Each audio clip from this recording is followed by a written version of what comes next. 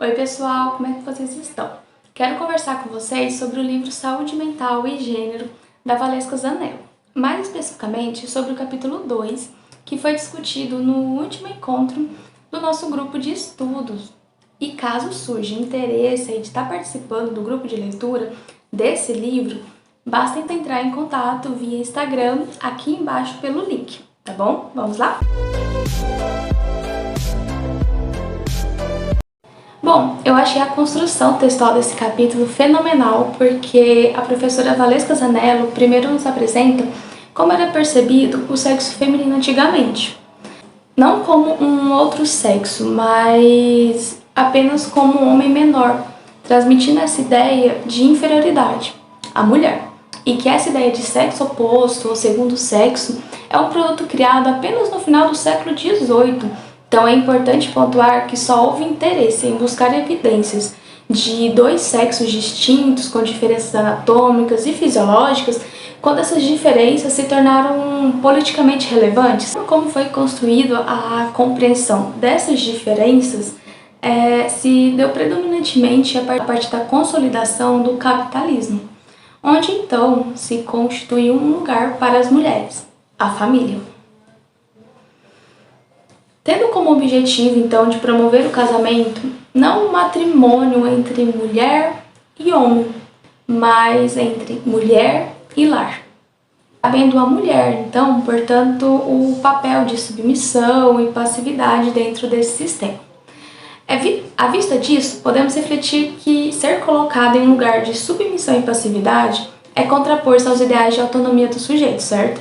E quando isso tem gerado mal-estar às mulheres ao longo dos séculos. Um outro ponto que a autora faz neste capítulo é que certas diferenças entre macho e fêmea foram eleitas em determinado momento histórico para justificar as desigualdades sociais, a misoginia e o sexismo, e com isso provocando aí o adoecimento em grande parte das mulheres, pois esse pensamento aí a impôs a um espaço muito restrito, impedindo que a mulher pudesse escolher seu próprio destino. É claro que essa imposição de papéis a serem seguidos e mantidos causaram desconforto ao longo de toda a história. Tanto na esfera acadêmica, onde tivemos contribuições da Simone de Beauvoir, assim como tivemos a Sheila Jeffreys, Andrea Dworkin, Audre Lorde, Angela Davis, Djamila Ribeiro e muitas outras aí nos movimentos sociais, principalmente a partir da década de 60. Como podemos ver até aqui, então, mulheres têm batido de frente contra esses estereótipos por muito tempo, né? Elas têm batido contra esses estereótipos que são baseados em diferenças sexuais, pensando o gênero como uma divisão sexual imposta aos sexos, no qual, então, ele vai transformar a fêmea humana em mulher e o macho em homem.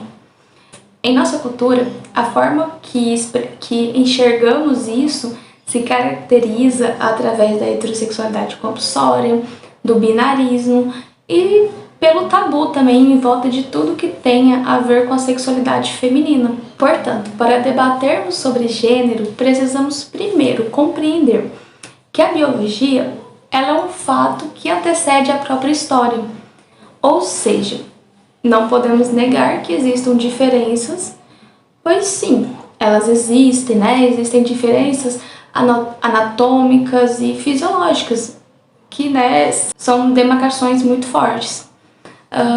Mas nos questionarmos como essas diferenças foram tomadas e por que elas foram tomadas, para então estar justificando essa desigualdade, que ela é vigente ainda hoje.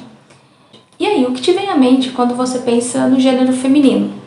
A minha vem feminilidade, ser dócil, maternidade, maquiagem, acessórios, roupa, corpo, priorizar a relação com outros homens em detrimento de outras mulheres. E eu coloco isso pois o que mais vemos são homens que priorizam suas amizades masculinas, que eles protegem outros homens, que protegem abusadores e etc. Enquanto do outro lado, as mulheres, resta a rivalidade feminina. Seria isso aí, um comportamento específico do sexo feminino ou fomos ensinadas a agir dessa maneira? A resposta mais provável e correta é que foram séculos e séculos de condicionamento e ensinamento. E aí, por outro lado, né, tem aí os estereótipos masculinos. Pensa aí um pouquinho, o que seriam esses estereótipos? Beleza, pensou? A gente pode concluir então que gênero é um conceito relacional e que ele sempre implicará relações de poder, de privilégio e desigualdade. Um lado sempre vai estar em desvantagem. Vocês conseguem imaginar qual dos dois então está ocupando esse espaço de desvantagem? Qual que é o opressor? Qual que está sendo o oprimido? A autora então, ela traz que gênero deve ser entendido como performance, como um script que desde crianças somos socializados a seguir rigorosamente. E portanto, eu, você, nós todos, né, escolhemos ser quem somos, livre de imposições binárias? Bom, claro que não. E é isso que tem sido uma fonte de adoecimento durante muito tempo para ambos os sexos. Meninas que desejam se tornar jogadoras de futebol, por exemplo, mas que não recebem o mesmo incentivo que meninos. Mulheres aí que desejam se relacionar com outras mulheres, mas desde crianças, né, foram aí socializadas a histórias da Disney com príncipes e princesas que viveram felizes para sempre. E meninos que gostam de bonecas, que são carinhosos, né, desde pequeno, e que, quando possuem tais traços de comportamento, são lidos como femininos ou até homossexuais. Por que então assumimos tal ideia? Por que não podemos deixar as crianças serem apenas crianças? O ideal é que elas se expressem como assim desejarem, elas vão aprendendo a viver. Mas infelizmente o próprio adulto ali já começa a impor as suas próprias ideologias na criança. Eu acredito que seja algo necessário de ser refletido. Você está criando sujeitos autônomos para escolherem ser eles mesmos ou sujeitos binários, né, que deverão aí seguir estereótipos que futuramente vão adoecer, que futuramente vão se sentir não eles mesmos, mas scripts a serem seguidos e formas de se comportar, formas de se relacionar, de se sentir. Bom, sobre esse capítulo, então, a autora ainda percorre outros tópicos como tecnologia de gênero, que eu pretendo trazer eventualmente para cá também para falar um pouquinho mais sobre isso, caso vocês tenham interesse. Mas por enquanto eu decidi trazer um pouco sobre como foi sendo aí construído o gênero, né, para refletirmos se ele é tudo isso que foi falado e que tem aí adoecido mulheres, homens também, com certeza, porque continuamos, então, buscando formas de melhorá-lo, mudá-lo, em vez, talvez, de aboli-lo?